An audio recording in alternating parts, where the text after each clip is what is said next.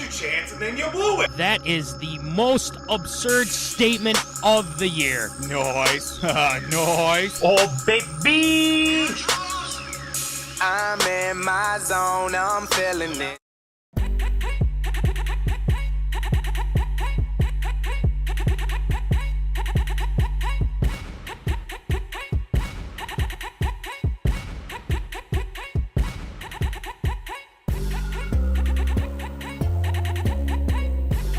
Live from Rock Solid Studios in Granite Falls, it's time for MinneZona Sports, live with DJ Matty C. and Paul the Shield Vold. And this is MinneZona Sports Live. We are back, yes! Episode 127, 127 episodes of MinneZona Sports Live. And without further ado, I'm your host, DJ Matty C., a.k.a. Matt Callahan, a.k.a. Callie, a.k.a. Matty C., etc., etc., etc. And all the way from Woods and Shores Studios in Aiken, Minnesota, Paul the Shield. What's going on there, Shield? It has been a weird week. That's all I've really got to say about it, and it's just hard to believe that it is Wednesday. There's been so many things, even from before the week even got started to this point now. It's been a wild whirlwind of a week already. It really has been. There's a lot going on. There's, like, sickness going on, things like that. I had it, and there's a bug going around. But you know what is going around is our Pick'em. Our Pick'em is happening, folks, and there's been a lot happening. I mean, there's been some changes. There's been some changes with our team, our pickers, and I think, unfortunately, I have to report that Ryan Coombe is still leading. That is upsetting to say the least, but you know we'll come back. Somebody's gonna. Yep, Zim's pissed off right now. That's okay, but Coombe is still leading the pack as I bring it up here, but we can sneak in, and I think there's other people that have snuck back into the running as it takes forever to load. Oh my gosh, come on. But Ryan Coombe is still leading. Here we go. Yours truly at 91. Molly Vold at 91. Rick Nice. Jensen, 89. Jack Vickers, 89. Matt Johnson, 89. And Larry at 88. We just got to catch up. You know, Coombe's got to have a bad week, and we'll go from there. So, make sure to make your picks, and we'll keep in tune. Let you know. We'll probably have a giveaway here. We're thinking probably next week. Let's go with next week. Mm-hmm. So, also got out some stickers this past weekend, as well as someone wanting a hat. So we're doing good with our merch right now, folks. So well done. All right, but a lot going on, especially the 8-1 Vikings. Yes, the 8-1 Vikings. So claps out to our Vikings. We're gonna get into that right after this, and then we're going to talk a little Gophers. No special segment this week. We got some ARA topics that Voldy has put together. They're fantastic. I cannot wait. So let's get it going with some Tater Tot Hot Take.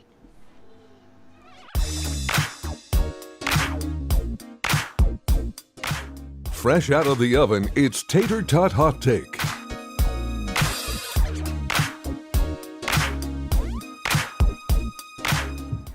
All right, it's time for some Tater Tot Hot Take. And, Voldy, we started off last week with kind of bashing the national media. Yeah. And how they perceive the Vikings. Well, what do you think of the purple now? What do you think of them now, baby? Huh? Down 17. Mind you, down 17 points. Come back to win 33-30 in overtime. Okay. Now, there's a lot to unpack. There's a lot of craziness with this game. Mm-hmm. We're gonna try to cover everything that happened, but before we get into anything, I want to get back at these national media people. There was one non-believer. Unfortunately, Joy Taylor, who I really do respect. I really do. There's a reason why she's named Queen Petty. And apparently, she doesn't believe in the Vikings. She doesn't believe in Kirk Cousins. She thought Kirk almost lost us the game. Really, that's interesting because I believe that Kirk made a few nice throws to get his team back into position to win the game, I believe. Yes, he had the two bad picks. Yes, there were some questionable decisions. But he put us in position to win, people. So don't be bashing him for all that stuff. It's all this nonsense. The national media, they're the worst 8-1 team of all time.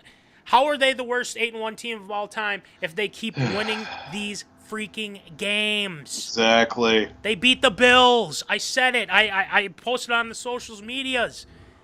You have to give them respect. It's that simple. If the Vikings go in and beat Dallas, no one's gonna be like, well, they beat Dallas. Dallas lost to Green Bay. Who cares? They're 6-3. They're still a good football team. So I wanted to get back at that. But Voldy, what else do you have to say to these national media people?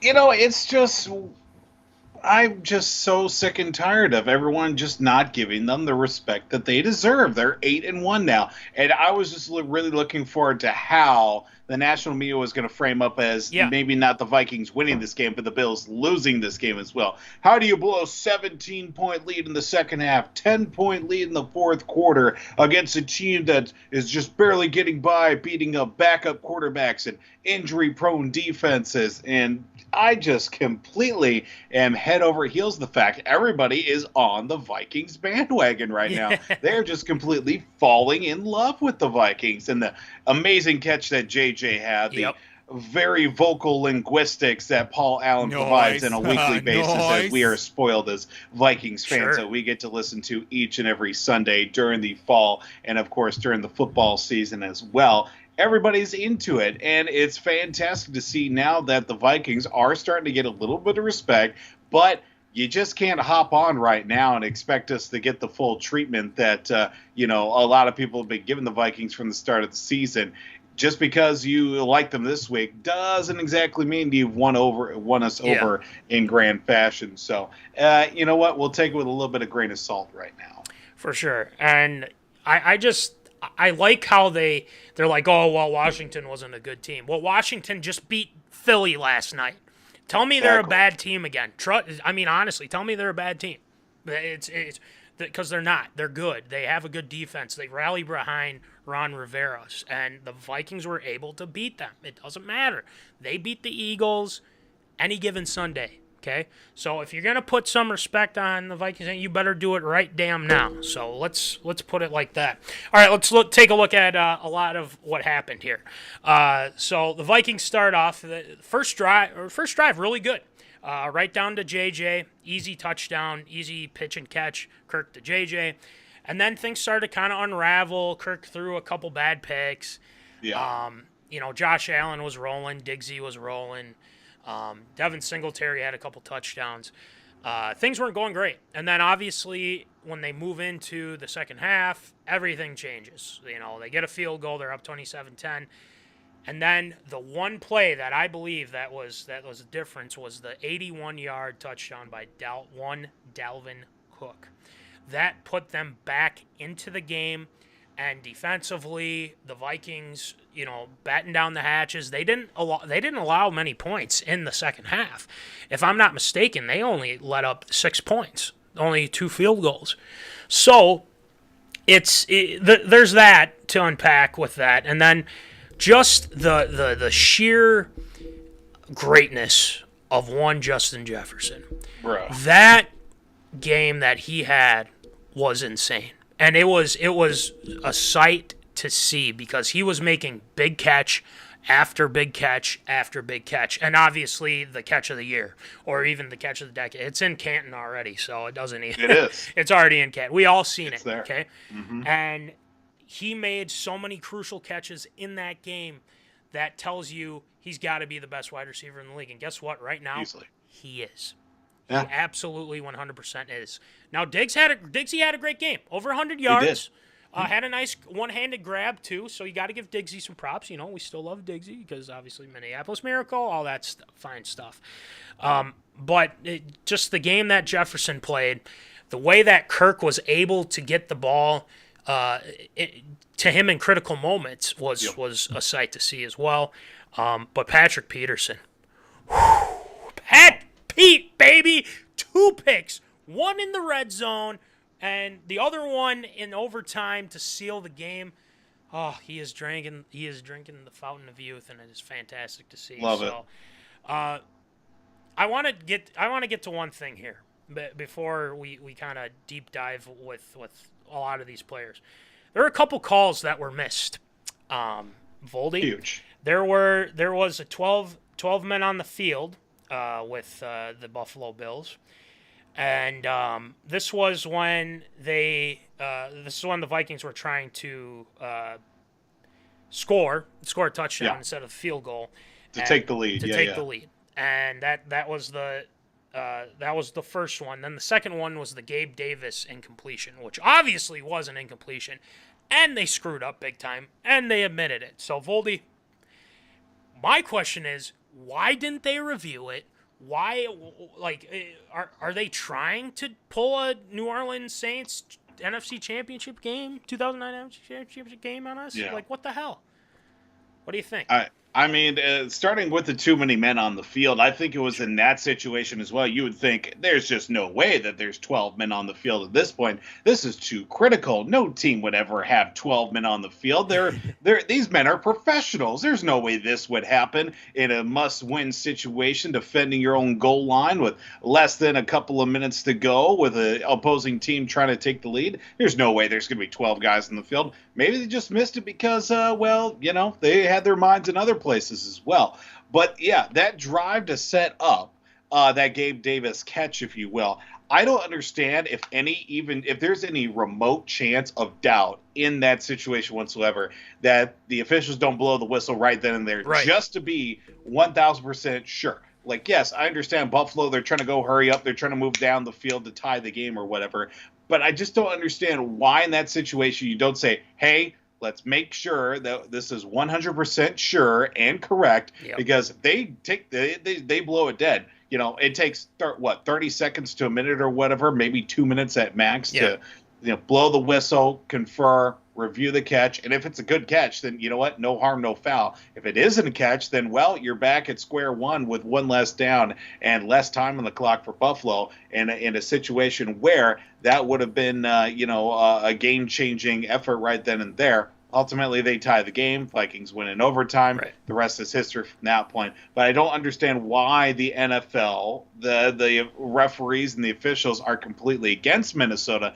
from trying them to win, along with the national media. I don't think the national media, along with any professional sporting facilitation or any group, is prepared for any Minnesota sports team to be good, if not considered the best in the league. I think those professional organizations like the NFL or any other professional sporting organization would implode upon itself if a Minnesota team was ever the face of the league as its champion. Right. And here's another one that was missed too, the holding / pass interference call on Hawkinson. Yes. Obviously, he had the offensive one, which, again, he was saving an interception there. We'll take that, yeah. But the next play, he was, pass interference or holding or whatever, however they wanted to call it. It doesn't matter. So that's another miss that they had. But let's get to the one interesting fact. The Vikings QB sneak with Kirk, unable to get it. I mean, from where we saw it, yeah, I could see why that they didn't have him in, because it was hard to see and it's hard to overturn. We get it. Mm-hmm. But so the Bills get the ball at the 1 yard line, and we're thinking, maybe they'll do a safe. They can't kneel it. Like, how are they going to do this? Well, obviously, all they have to do, they have the big Josh Allen. All he's got to do is push forward, right? But there was one unsung hero on that play. When I watched that replay, and when we got the touchdown, Kendrick's hopping on the football there. Harrison Phillips had the best jump off the ball against the center. It was perfectly timed. He went right after Mitch Morse, and I think that's why he struggled with the snap, and that's why the snap was fumbled. And we were able to recover it and score a touchdown. Everyone thought, safety, this is great. Yeah, we get the ball back. We have a shot here. No, we score a freaking touchdown. That's insane. Score a freaking touchdown. Score a freaking touchdown. So you're thinking, this is it over? No, it's not over. Obviously. Fortunately, it wasn't. Yeah. Because of the Greg Joseph extra point miss, which still is haunting us right now. We'll get to that in a moment. They go on, they score, and whatnot. But that play, I've never seen anything like that, especially when you're backed up to your own one and you fumble, and then then the other team ends up scoring a touchdown. Crazy. I mean, that's insane. But the football gods were on our side, as we like to say. But defensively, there's a lot of good things. You had Daniil stepping up. Zadarius had a lot of pressures. Yeah. Our secondary did okay. We had some. Cam Bynum had a fumble recovery. Yes. Caleb Evans, again, like we've said before, Caleb Evans, even though he had the concussion, hopefully, I don't know if he's going to play Sunday, but we'll see. But it's unsung heroes that have, and this team is so good together. They're so cohesive. They work with one another. It doesn't matter how far down they are. They come back. Somehow they come back, and it's awesome to see. I mean, that's resilience, absolute resilience with our Minnesota Vikings. So there's that. They fumble the snap, we score, and then they tie the game. Missed call, obviously. But I want to talk about Pat Pete for a second, Voldy. Mm-hmm. I think the Cardinals realized how bad they effed up letting him go, because he has been sensational. And last year, he had some moments, like he was, but right now he's on fire. He is on fire right now, and I tell you, have you listened to his podcast or a little bit of his podcast, All Things Covered, by chance? Here and there, not too intense. Yeah, me either. But this time I listened to just how he is able to know where the quarterback is going to go with the ball, where the wide receivers are going to go for routes and things like that. He breaks it down to a T. And he does a fantastic job of explaining it, which I want to buy a Patrick Peterson jersey now. I really do. I really enjoy watching him play. So what are your thoughts on Pat Pete, drinking the fountain of youth and proving all them doubters wrong? What do you think? Yeah, I think it just really took a change in defensive style, obviously, with Mike Zimmer's defense from last season. Yeah. Now going into this season with Ed Donatel to really be able to take a hold of this defense, as opposed to, obviously, Mike Zimmer trying to have a hand in everything as well. He's a defensive coach, but obviously when you've got your hand in a lot of different areas, you're going to drop a few things here and there. Now that Donatel kind of leading that charge defensively, too, for this Vikings group, we're starting to see a lot more promise. Obviously, we see some production out of some of the younger players, like, before he got put on the injured list with, Cam Dantzler, Cam Bynum stepping up, Caleb Evans, the rookie as well. He's really blossomed his, young, promising NFL career, too. Seeing a lot more consistency. I mean, Harrison Smith had 3 interceptions going into this contest here as well. I mean, it's just great to see, especially now with Pat Pete being that veteran presence on the back end. Like, obviously he had some growing pains coming into a new team last year, but now there have been a couple of moments early on where it's like, okay, he got beat here and there, but overall the body of work is leaning to a much more positive side, to the defensive side here for the Vikings. His confidence is at an all-time high. I mean, it's crazy, and he deserved the chains this past week. He deserved them 100%. So. He was the closer, and he got it done for us, and that's something to say. So the good news is that the Vikings are 8-1. They move on to take on the Dallas Cowboys. It is a 3:30 game, if I'm not mistaken. So that'll be it's going to be still a good matchup. Yes, they lost to Green Bay last week, but you got to factor in, they're off. I mean, Dak's still very good. You have CeeDee Lamb. Tony Pollard, I think, could be a problem. Zeke, honestly, I'm not worried about Zeke, to be honest with you. But going into this game, riding off the high of beating Buffalo, Voldy, do you foresee this as we like to say, trap game? Possibly? What do you think?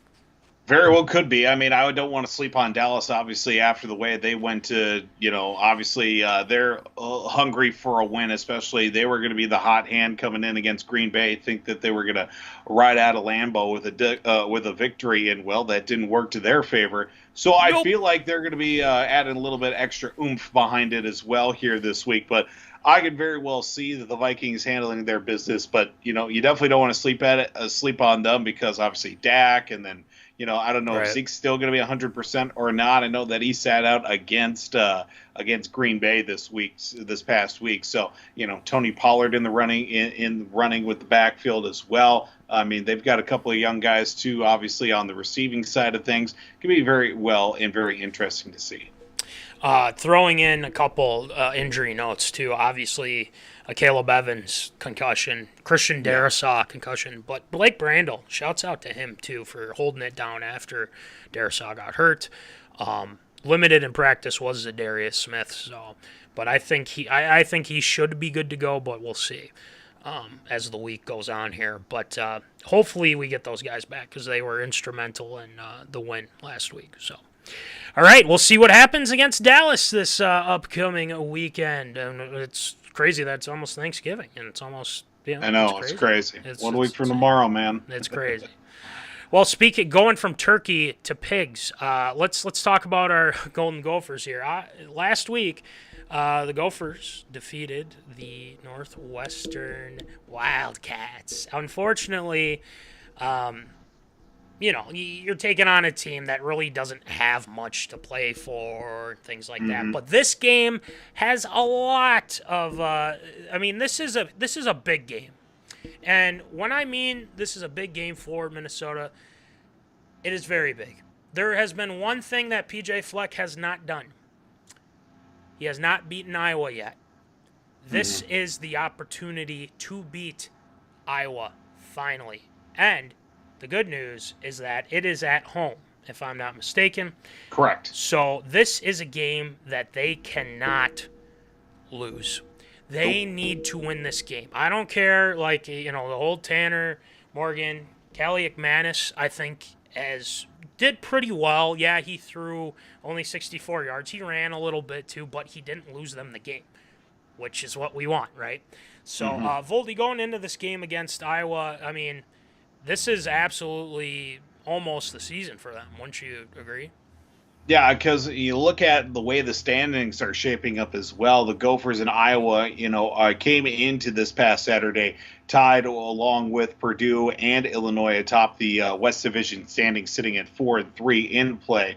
And, this is also because of the fact that Iowa's won the last 7 matches. It's been 7 straight wins for Iowa against Minnesota as well. And the Gophers have never been able to win against Iowa with P.J. Fleck as head coach. And obviously, that being said, Illinois taking down Purdue. I think it was Purdue actually taking down Illinois this past week too. Yep. So there's now putting a placeholder there with there being that matchup in favor of Iowa and also the Gophers to maybe take that spot in the West Division standings.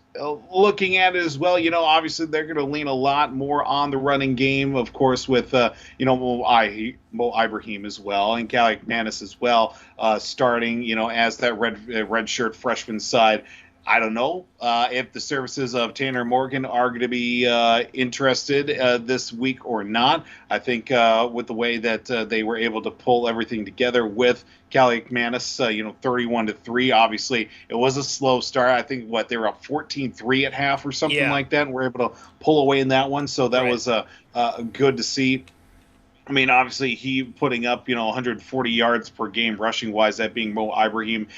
They know that Iowa is going to be looking to stop the run. It's going to be mixing that play calling up to get those receivers going and obviously put the ball in his hands as well, Callie McManus, to, push this offense through because, it's not like Iowa's lighting up the scoreboard right now, but their defenses have, just been pulling things out. I think they're both ranked among the scoring defense as well. They're The Gophers are ranked third among Big Ten teams in scoring defense, while Iowa's at fourth. They're putting up just under 14 points per game. That's scoring defense. I mean, this could very well be a defensive battle. This could be one of those, 7-3, 10-7 games, if you will, because that's what everybody loves to see in college football nowadays, is those defensive battles. So I could very well see the Gophers coming out with this one. If you told me at the beginning of the season that, it was going to be the Gophers had a chance without Tanner Morgan to beat Iowa, knowing what Iowa usually does against the Gophers,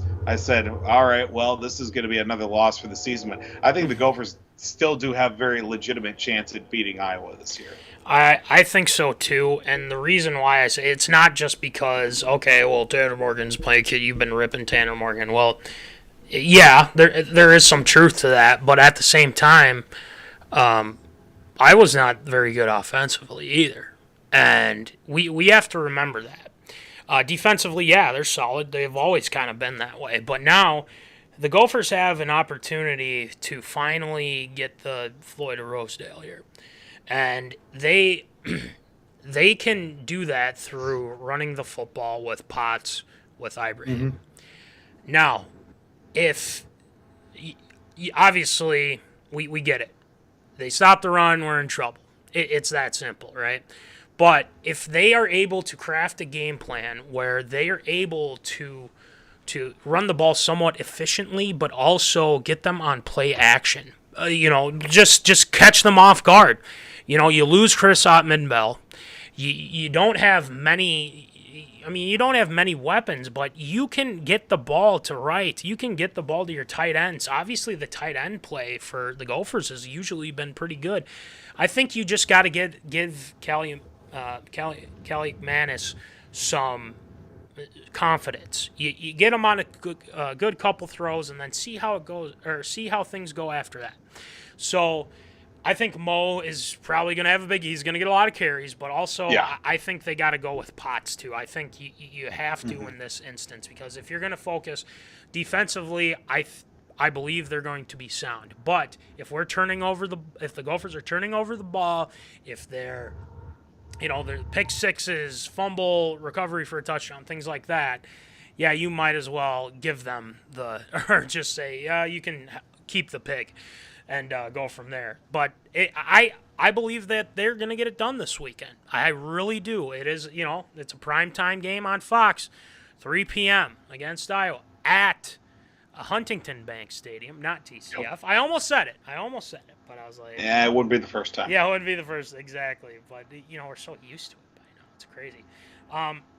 So I think, the Floyd of Rosedale's coming home. I believe Callie Manis is going to get it done. He's not going to turn the ball over. He's going to do the right things.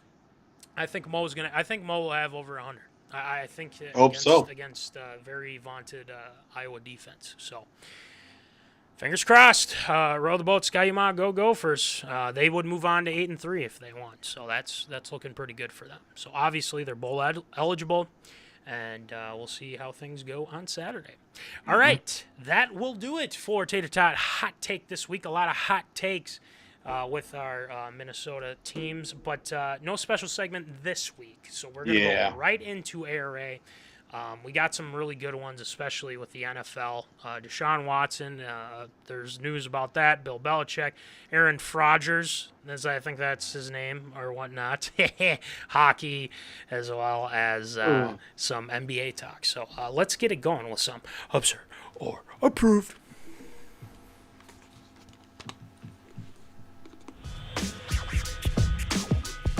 It's time for everyone's favorite segment, Absurd or Approved.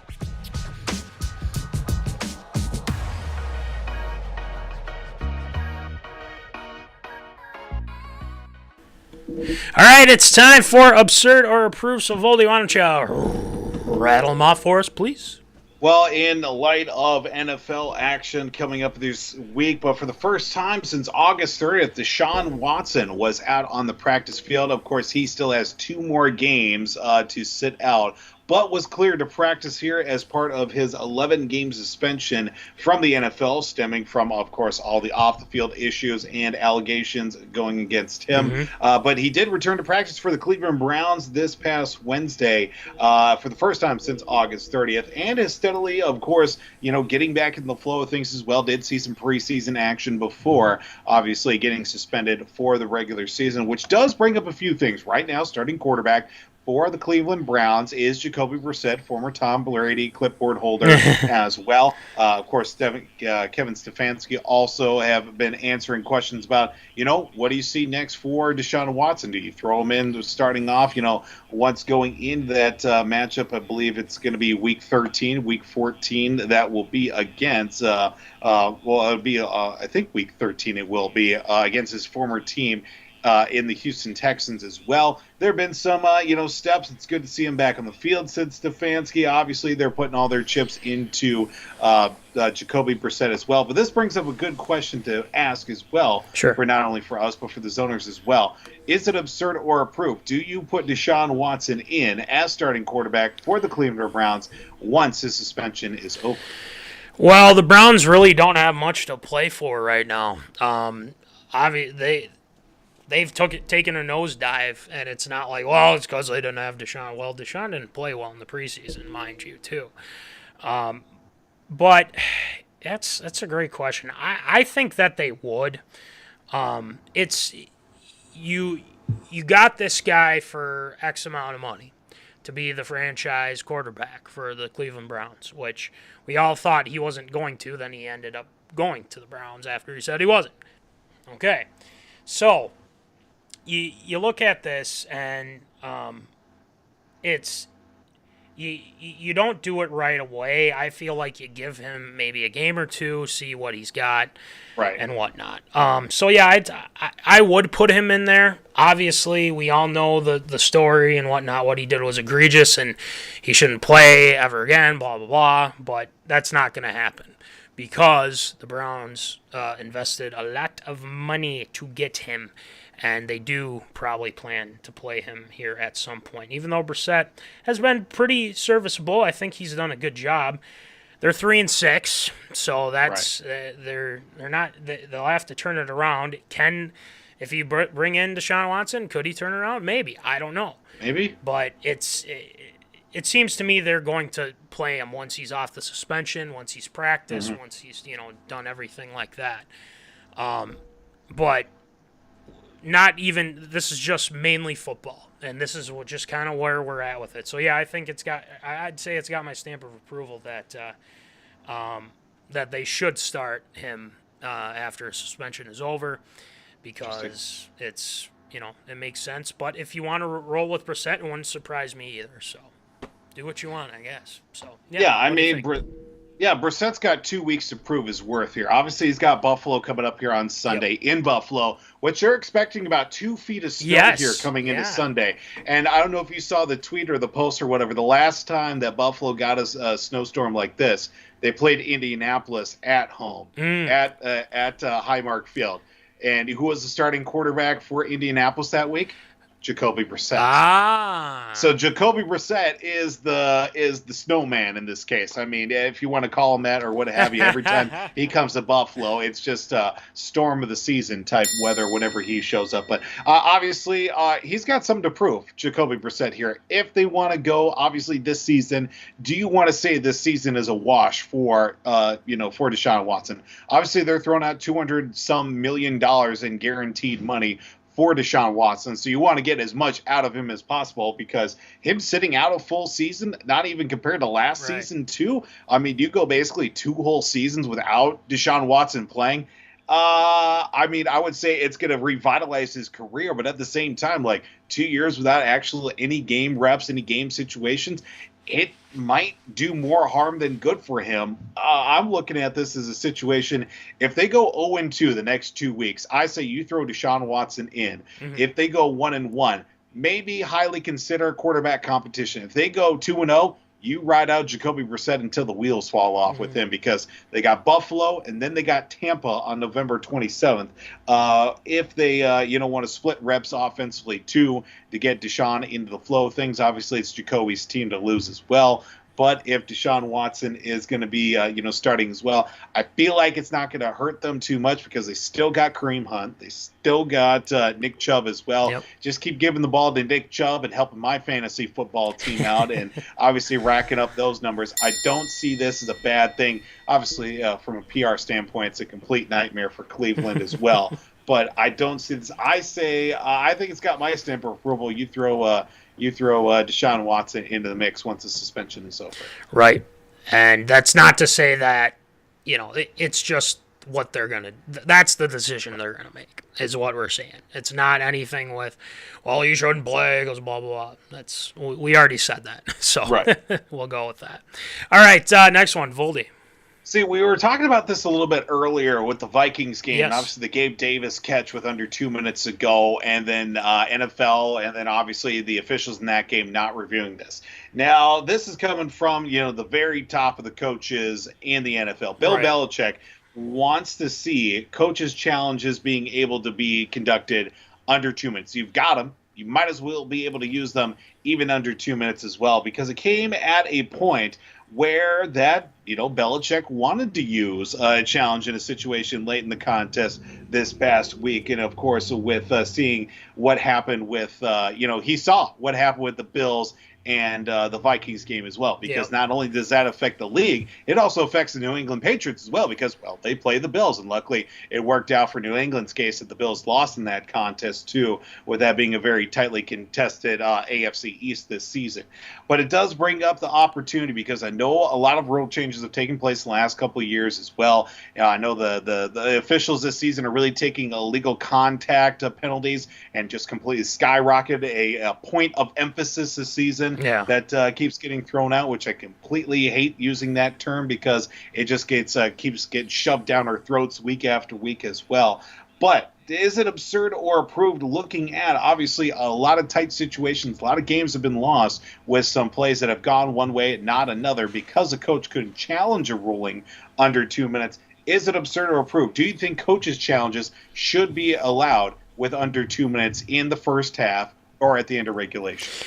Yes, I do. It was a perfect example on Sunday with the Vikings game, because teams take advantage. And again, I mean, that's what, the Vikings would do if that were the case to them. They would hurry up and, get the ball snapped before they can. But I also think that you have to know at some point that there's probably going to be a call in a game where you're going to have to take a second look at it. Exactly. And I think if they give them just like one, I think that would be enough. But after that, then it's all booth review. Then it's on the referees to make sure that that they look at certain plays, which they failed to do on Sunday. I agree with Belichick. I think they should be allowed to do that. I think there's a lot of benefits to it, but also don't forget that once you start changing all these things and whatnot, someone's going to complain about it. Someone's going to think it's stupid. The whole pass interference BS. That was a whole travesty in itself. But that was just karma for them ain'ts. But we'll leave it like that. But yeah, I think they should. It's got my stamp of approval. I think that they should be allowed to throw the challenge flag under 2 minutes. I think it's fair. I don't see any issues with it. So yeah, I'll be with Belichick on this one. Voldy, what do you think? Yeah, I don't see this as a mistake in the grand scheme of everything, because there have been some points as well where maybe under 2 minutes and a coach has got a timeout to work with. They'll use a timeout. Maybe getting one of the officials here is like, yeah, you wanna take a look at that play again? You wanna give a second look at that? Come on. Right. You want to do it. And it's stuff like that they've had to use, but I don't see why being able to use a challenge under 2 minutes could be such a costly thing. Because at the end of the day, either you get the call right or a team loses a timeout. So at one point, somebody is going to be happy, and the other is going to be like, well, we tried, and we came up on the short end. Right. I could see this as a chance for the NFL to actually do something right for once when it comes to some of these, late opportunities, because, it doesn't say that, like the NFL hasn't allowed coaches to challenge plays in the final 2 minutes of halftime or the end of regulation, in parts that they aren't allowed to manipulate challenges strategically to stop the clock as well. I could see that being an issue, because if you really think about it, using a challenge, say if a team's got all 3 timeouts and a challenge, it's basically a 4 timeout, if you will. Yeah. But then again, it's one of those situations where I think if you don't have any timeouts but you got a challenge, I don't think you could challenge or something like that, or it's like a 10-second runoff or something like that of time. I don't know how that works as well, because if you don't have a timeout, how much that would affect pull a the Jim clock, Harbaugh. and you still haven't used a challenge as well. Have to look that up. And it's a bad thing as well when Walt Anderson, the senior vice president of officiating, said that play, the Gabe Davis catch towards the end of the game against the Vikings, said that that should have been reviewed and then ruled incomplete. So when the guy who's basically running everything, like the step below the guy who's running all the officials in the NFL says, we kind of messed that up. We should have probably looked at that one. Probably needs to be looked at here in the offseason. It's got my stamp of approval. Anytime Bill Belichick brings something up, probably needs to be looked at a little bit closer. Well, I'm glad you brought that up, Voldy, because how pissed would we have been if, that and then with the other things. But the good news is that they were able to overcome that, because, and I don't think those guys are going to be reffing much these up next few weeks. So, no. And I'll be the first one to admit, too, I think I traumatized my wife and son, watching that football game. I wasn't so much more emotional. I was very loud and almost angry at the end of the game as well. Even when we were leading, it's just like the fact that much more emotion invested in this one, just the sheer up and down everything that's been going on with that contest. Right. I mean, it was literally I honestly think it's the game of the year. Oh, absolutely. I honestly think it's the game of the year. So we'll go with that. Catch of the year too. So there's so many things you could bring up with for sure. But we go from talking about Rodgers. Voldy, next one. Yeah, sticking in NFL fashion, it was of course this past week, of course with the Green Bay Packers sneaking out with a win against the Dallas Cowboys, that Aaron Rodgers decided to talk about something other than, of course, the win. It was calling for the NFL to mandate that all games be played on natural grass surfaces, but he doesn't have high hopes that it will happen. Talking about this being this isn't the first time that he's talked about, with there being player safety issues with the NFL expanding to 17 games this past year. Of course, adding the extra bye week does help out a little bit, but Rodgers did also bring up the fact the amount of injuries that have happened this season, of course, with the Players Association also bringing to the attention when it comes to the injury occurrences that have happened on natural grass surfaces to artificial turf as well. There's been much more significant injuries, obviously, with ACL tears, near knee injuries, and all sorts of other concerns that have happened on artificial surface as opposed to grass surfaces as well. The sheer amount of teams that also have these artificial surfaces, not very conducive for that happening. But you look at the grand scheme of everything, is it absurd or approved that the NFL could mandate all natural surfaces for their teams with the outlook that lies ahead, with especially the major concerns when it comes to injuries? I mean, I get from the injury standpoint and whatnot, but I can't see them moving that. And the reason why I say that is because you're going to have to go you're going to have to go through a bunch of NFL. You're going to have to go through the U.S. Bank. You're going to have to figure out how that is all, what that all entails. Or, you have to go to Indianapolis. That's another place that, has artificial turf. Yeah, it's the Jets, Giants, Lions, Vikings, Saints, and Bengals, and along with the Colts. But it's basically 7 teams, so 6 locations, because the Jets and the Giants share, MetLife Stadium. So 6 locations that have artificial surface as well. not very conducive for obviously being able to have, like what Arizona has where they could roll out one field, bring in another, and let it grow out. I don't see U.S. Bank being able to do that, in December and January as well. This is a very interesting situation that does bring it up too. I mean, I get what he's saying with player safety, like I said before, but I also look at this and think, well, there's injuries on grass stuff too. If you go, and I'm going to say this again, you go to that crap place in Washington. Oh, yeah. AP's torn his ACL there. RG3 obviously is. I mean, there has been so many Alex injuries. Smith nearly died on the field. Yep. Chase Young's blown out his knee twice. Joe Burrow. Joe Burrow blew out his knee in that place as well. That place is a death trap more ways than another. Right. If they aren't going to kill you on the field, they're going to kill you in the front office one way or another. And Rodgers has been hurt on his own damn field with grass too. I mean, it's I get the player safety, but it's happening on grass. It won't. I feel like this won't make as big of a difference as he thinks it will. So that's why I'm saying it's absurd that they would do that, but you're going to have to do a little bit more research and see how this is happening, how injuries and things like that. So it's like non-contact injuries. Yeah, I get that, but it's happening on grass field too.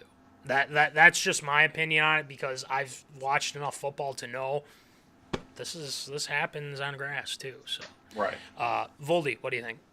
I just find it very interesting if Aaron Rodgers and the Players Association want to start passing the hat around for these 6 locations to go all natural grass, because I don't know how much it costs to maintain a artificial turf field, but I know it's definitely going to be a whole of a heck of a lot more for a natural surface because obviously the upkeep that goes along with it, yep. The mowing costs, of course, the fertilizer that goes along with it to keep it green throughout the whole season, and keeping it well managed and well groomed, and the amount that's going to go into painting it, as opposed with with an artificial surface, you get the immediate one-time big payment of get it all in, and then maybe fixing it or sprucing it up, maybe some replacement pieces here and there. I feel like those costs would be a lot less than maybe having an all-natural surface. It's very interesting. I know that I've seen as well because like the Packers, they play on as quoted here in the article, polyethylene based sisgrass, which is synthetic fibers stitched together with natural Kentucky bluegrass as well. So you get a little best of both worlds without the tire pellets in the mix apparently as well to keep it synthetic, but also have that same give as a natural surface, because I can understand where, the players are coming from, because with a artificial surface, you basically put carpet on top of concrete with some rubber in the mix as well. Not as much give as a natural surface with the dirt and the green and the grass in the mix as well. That kind of makes it, have a little bit more give. Obviously, you throw in the situation where maybe there's rain going on, then it turns into a big old mud pile as well. Or if it's January at Lambeau, then the ground is frozen solid. Not as much give as it would be with a week 2 preseason game where it's a little bit nicer out as well. Yeah. Is it going to be happening anytime soon? I don't see this. If it's going to be, it's definitely going to be way down the road here. At least 10 years down the road before this even comes, because ownership and obviously the Players Association, the owners are all going to sit down with the NFL. If the injuries continue to rise up, I know this is going to be something looked at a lot more, maybe along the same lines as concussions took place here in the last decade plus. If those continue to go up, then the NFL is going to have to make a serious push at looking at maybe some big changes. Yep, I agree with you. I also think it's surprising that he is, putting, he's saying this stuff out there. I mean, I thought he was going to retire after the season. It's deflecting is what he's doing. He's deflecting. Yeah, exactly. Deflecting. It's deflecting. After one win, they think, they're going to run the table. Well, yeah, good luck. It'll start tomorrow against Tennessee. We'll see how that fares. But if they lose, I still think they're dead. But that's just my opinion. All right, next one, Voldy. Well, we go to the world of hockey, as it was announced this past week that the NHL and the Players Association are announcing that they will not stage the World Cup of Hockey in 2024 as originally targeted, as they say that the current environment is, quote, not feasible, as the Players Association and the NHL recently released in a joint statement, but they are shooting for February of 2025. This stemming from the fact, of course, with the ways that Russia still involved with the overtaking of Ukraine and the war that is taking place, with the International Ice Hockey Federation also placing a ban on Russia from international events. But NHL and the Players Association were hopeful they could find a solution, including having Russian athletes compete under a neutral name or flag as well, all of the way that the Olympics were held previously, I believe, in, was it 2018, 2020 or something like that, where Russian athletes competed, Olympic athletes from Russia or something like that. They were the OAR, not the band, but of course the organizational group for Russian athletes competing, but not under from their, because they were banned from the Olympics. That's what Russia presented that. But unfortunately, this brings up and has to keep hockey fans waiting, because the last World Cup of hockey saw a lot of great success, a lot of excitement as well. Of course, you had, Team North America, which had American and Canadian players, 25 and under competing as well. Of course, you still had Team Canada, you still had Team USA. Yeah. You had Team Europe, which had, of course, the same affiliation with, under 25 players playing on one team. And then you got the whole other mix with Russia, the Czech Republic, Sweden, and all those other, Finland as well. And just really brought some really exciting hockey, and obviously produced a few changes to the NHL that did bring up in, I believe it was 2016, 2018, I think that took place. I can't remember. It was a while ago, but it was a lot of fun. I remember watching some of those games, and brought a lot more excitement with the World Cup of Hockey being back after such a long absence that we were robbed from our younger days as well. But do you think it is absurd or approved with the cancellation of the World Cup of Hockey for 2024? I thought it was. Oh, I'm sorry. I did not realize. Okay, 2024, but they hopefully February 2025 from what they got. So, okay, I mean, I'm not too rung up about it, because since they were saying, 2024, but with the current state of things, especially with Ukraine, Russia, and all that stuff, I get it. I understand why they wouldn't want to, do it that soon, because we don't know what this is going to be coming up here. But it's disappointing, sure, because we want to, players have been clamoring for it since 2010, whatever it was, the last one was, and you watched it. I watched it too. 2016, the last World Cup. 2016, so, okay. I mean, that's 6 years ago already, and it feels like it's only been 2 or 3. Right. So crazy. So it's crazy. That's when we were in college. Now, now that we're out, it's a whole different story. So, I can't necessarily say it's absurd just because they said they're going to eye February 2025, which I think is very feasible. I think that's they're going to, figure that out. But I think with the current state of things with Russia, I see where they're coming from. But, if they were able to find a way, some type of way, like you said before, playing, under a banner, Russian players playing under, some country or something like that close by, right, which is fine. That's totally fine. I think with the current state of things, that's okay. But then you have Ukraine, with the tragedy that's happening there too. So, so yeah, I wouldn't say it's absurd. I'd say it's got my stamp of approval. It's going to come at some point. It has to. But even if with things going on with the war in Russia, with Ukraine and whatnot, and if it's still going on, I think they need to find a way to make this happen nonetheless. So, Voldy, what do you think? Yeah, it just is kind of unfortunate, especially with some of the players that are kind of looking on the backside of their careers, like Victor Hedman from the Tampa Bay Lightning. He's from Sweden, but obviously, he's on the back half of his career, if not he's in the last few years of his NHL career. I mean, it's 2022. If they push it back another year, I don't know if he's still got 3 years of hockey left in him as well, especially with him being such a physical presence for the Lightning, and especially on the defensive side too. I don't know if he's got 3 more years left in him, but I'd be very surprised if he was.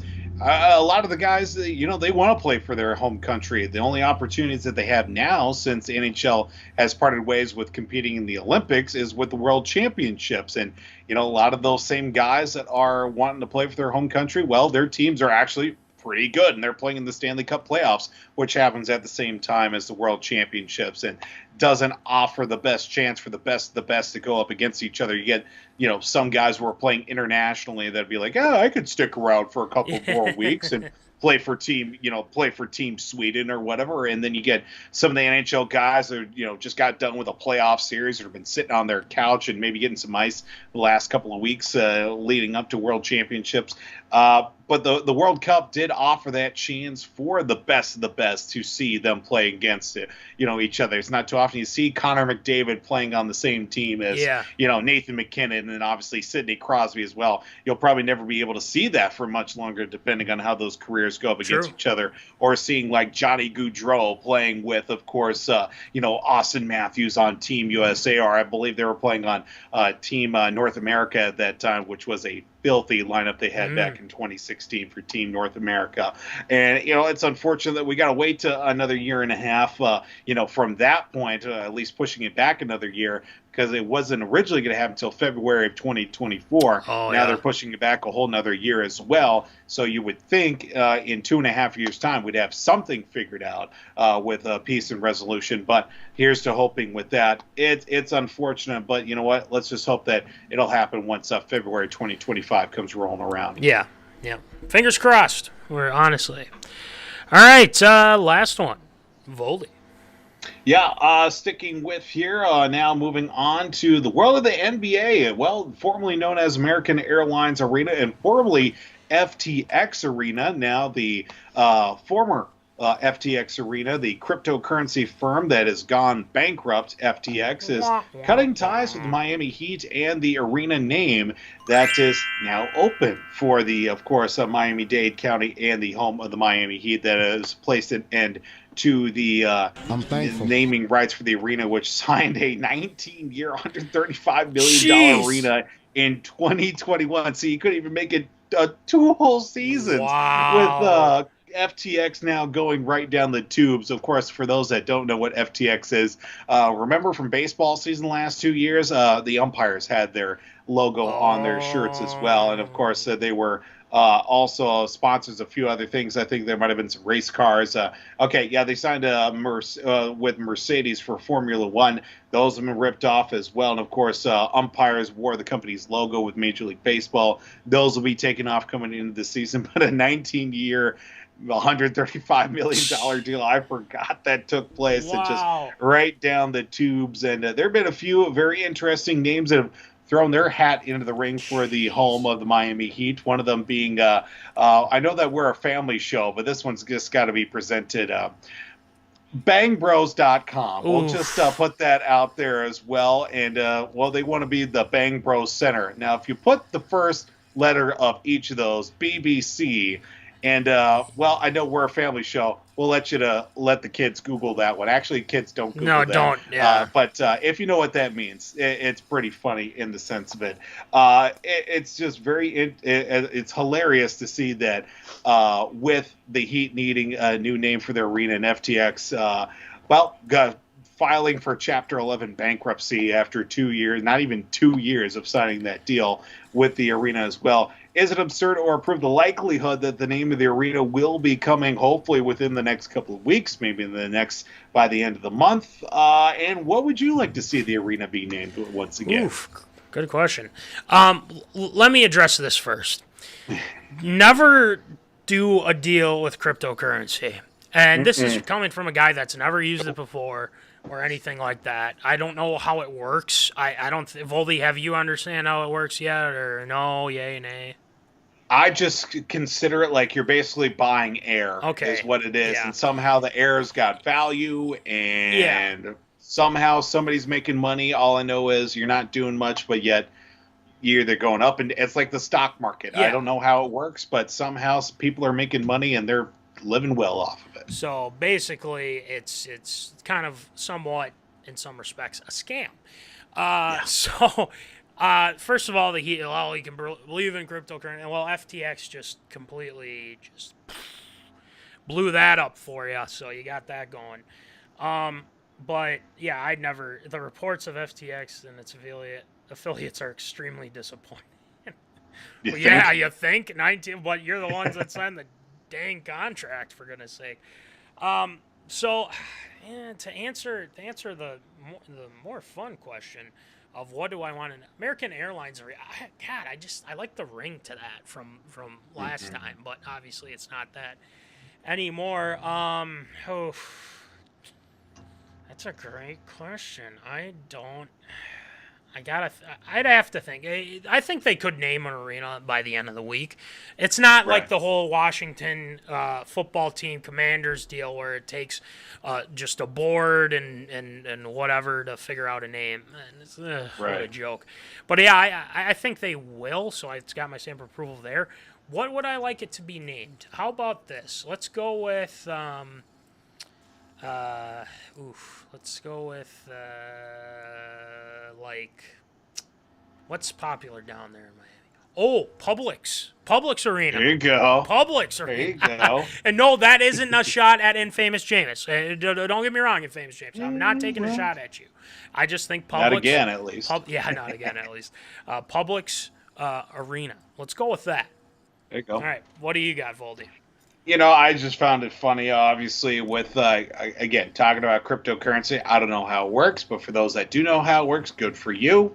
You've invested your time in basically a pseudoscience, if you will, if anything. Wasted your time. Yeah, I mean, hey, if you're making money off of it, I salute you. I'm still struggling to squeeze a dollar out of a nickel, if you will, each and every day. True. But the fact that there's now an opening to be named. I know Dwayne Wade's got money. He's a former Miami Heat player. He's looking to, invest some money somewhere. He was trying to buy a team, I think it was, or something, or I can't remember something where it was. That, he was trying to put some money in with an ownership group. He's got money. But, make it Wade Arena once again. Make it old Wade County once again with his old playing days. I think putting Dwayne Wade Arena on the side of the building would definitely put a few more people in some seats and bring back those nostalgia days as well. But, we'll see. Let's just hope the one company that threw their hat in the ring doesn't end up being that way, because I feel like that's going to raise a few more questions and actual answers with the naming of the arena. But hey, we'll see. I don't know. We'll find out. Let's go with Publix Arena. And no, it is not a shot. It's not a shot at Infamous Jameis, but not this time, at least. We'll get to that. Hopefully, I'd like to see him play this season at least, but. We're getting off topic. But anyway, great show with the Array this week, Voldy, as always. And, we're diving into Shield shoutouts this week. And for one, I almost want to, track how much. So we've probably done 127 Shield shoutouts, I believe. Well, there's been a few weeks. Yeah, there's been a few weeks with it, so we should start counting that. Just kind of random, but let's get the numbers on that. We'll do some research. So anyway, let's get it going with some Shield shoutouts. Shield shoutouts.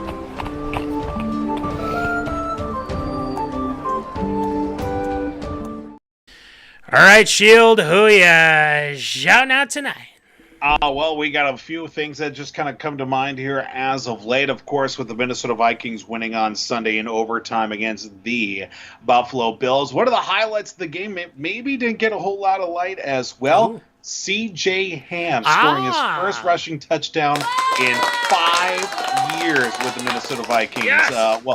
He's been on the team a lot longer than that, but rushing touchdowns in a span of 5 years will now make it 2 in the last 5 years for C.J. Ham as he scores a touchdown. Obviously, Duluth, Minnesota native, Duluth-Enfield High School product, Augustana University product, as well as running back, and also getting much love with his hometown Minnesota Vikings and getting a win as well with the team. Been one of the steady players, obviously. Maybe doesn't get the touches and the love that he needs, but you know what? he's still there, filing each day, in and out every day as well for the Vikings, and still find a way onto the roster. C.J. Ham scoring his first rushing touchdown in the last 5 years. And I know it's been a crazy week for a lot of people as well. It's been fairly crazy here as well. So I do want to give a big thank you and a big shout out as well to the great folks over at Riverwood Healthcare Center as well. I know that son Case has been a little bit under the weather as well. Believe it or not, I think, at least from what our family doctor told us, getting the first RSV case of the season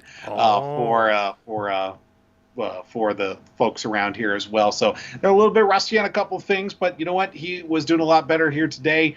A little bit of a setback as well. I think we maybe just a little bit too much food, too much soon, considering that, he wasn't feeling very well. He was dehydrated, tired as well, but, wasn't breathing very well, but, got him back up. He was discharged. We had to put him in the hospital overnight, but we stayed with him. He was able to be discharged this morning, brought him home. He was fairly restless, but couldn't slow him down at home as well. But you know what? He's sleeping right now. Let's just hope that things get a little bit of rest, recuperation. He'll be just fine as well. And I got to say as well, a big shout out to Supermom, Mrs. Sarah Ann Tusvold as well, who's just been, running herself ragged, but she's been doing an awesome job. Amazing mom, and obviously making sure the little one's all right, and keeping things going here at the household as well. So I got to throw her a big shield shout out as well, and that's going to do it for shield shout outs this week.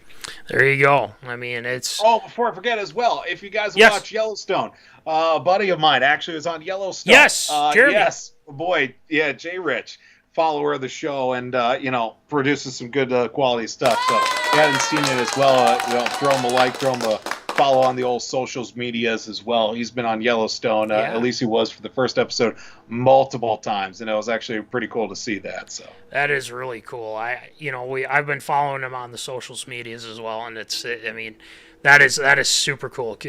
Being on set with Kevin Costner, guy's a legend. Right? Yeah, and obviously the fan favorite Rip. I've seen the show, and I'll probably watch it as well at some point. The new season. It's 5, right? Season 5? Right. Season 5. Okay. I remember the show when it was on Wednesday nights. Oh. That's how, it's only been 5 seasons. I think it was like on Wednesday nights or Wednesdays at like 8 o'clock or something like that. I don't know. It's been so long. They all start to blur together after a while. True. Yeah, very true. So, all right. Great job with Shield Shoutouts this week, Voldy, as always. And like we end the show, we've been selling merch. I sold a couple good stickers this week. I'm running out of stickers. That's crazy. Nice. Running out of stickers. And we have finally the Duck has made a request for a MinneZona hat, and those hats are $20, $5 shipping, and the Duck will have his hat finally at some point. He'll get it at some point. We'll get it to him. But those bad boys are $20, $5 shipping. If you want a shirt, $20, $5 shipping as well. And we have our limited edition 2 extra large shirts still available. If you would like one, let us know. We'll get it to you. It's pretty sweet. Gonna jumpstart holiday shopping, folks. Yes. 1 week until Thanksgiving. That is tomorrow. Yes. Oh boy, it's crazy. So anyway, make sure you check those out. Stickers, again, $2, $3 for the big ones, all that stuff. So thank you to National Fleet Graphic, Crown Rental, Tyler Knutson for the stickers. Shout out to Will Rattel. He's doing fantastic, per usual. Check him out at www.w2performance.com. And then make sure you check out the victorious P.O.D. with Ryan Walters and Jack Vickers. And Jack's Junkyard with Jack O'Keefe as well. And before we end it off, make sure to make your picks for tomorrow. There's the Thursday night game. Make sure you got that taken care of. And we got to take down Coombe. It's that simple. Got to do it. We got to beat that Packer fan. He's lost hope with his Packers, but he's gaining hope with these pick'ems. So let's get it back on track. We got this. I believe in us, or all the zoners and myself and you, Voldy. So we'll see. Anyway, great show as always, and again, Thanksgiving next week. We'll see what we got, and we'll keep you informed and on the socials media. So, Right. without further ado, remember, folks, keep in the zone. Holla.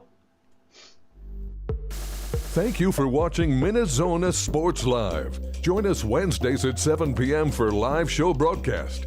And as Voldy likes to say, follow us on all the socials medias.